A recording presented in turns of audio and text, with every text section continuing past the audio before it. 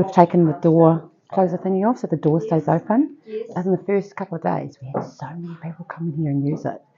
I walked past 3 times that day with 3 different feet on a recliner. Nice. And of course, when the door's open, all you can see is the feet nodding. It was community feedback.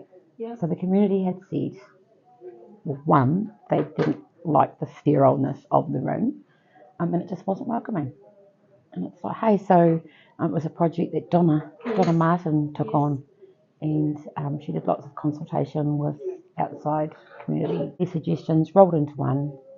And it's like, hey, let's just make it more friendly, more whānau focused, because it wasn't. It was the table and chairs, that's it. Waikaha community came and gave some feedback for people that have low vision and are in mobility type supported equipment. Yeah, and that was all part of the O came in and they had been measuring to see how much furniture and that's it, because we have to make sure that one, you can get wheelchairs and strollers. Yes.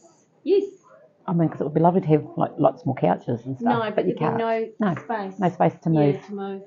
And when you've got tamariki, you want them to be able to run around a little bit. Yeah. Have you sat in that chair? No. So it's a recliner chair. It's really comfy, and we all kind of want one in our office. So you don't have the levers, and it's a kind of a nice height.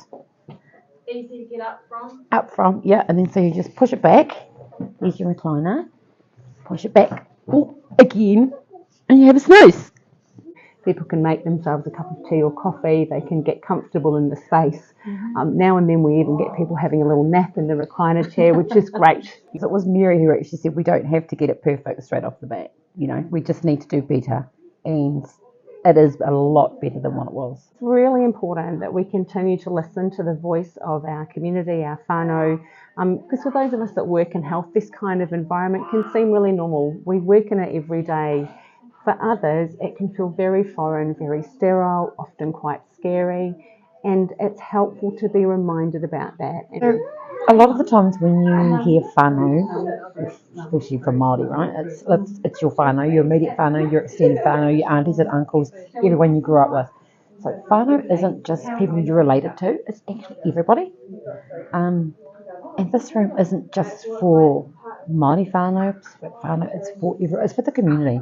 It's called a Whānau Room because, as you can see, people can just come here and just be together. And we've got kids over here playing, mamas are going to do some feed Pepe.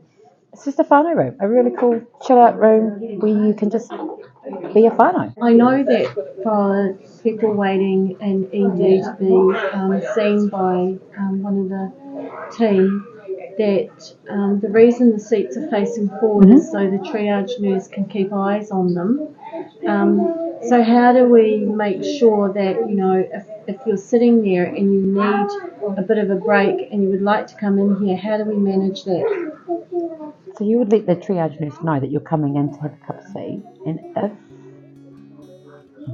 not thinking how to say this now, because if they need to have eyes on you all the time, they would tell you that they prefer you wouldn't.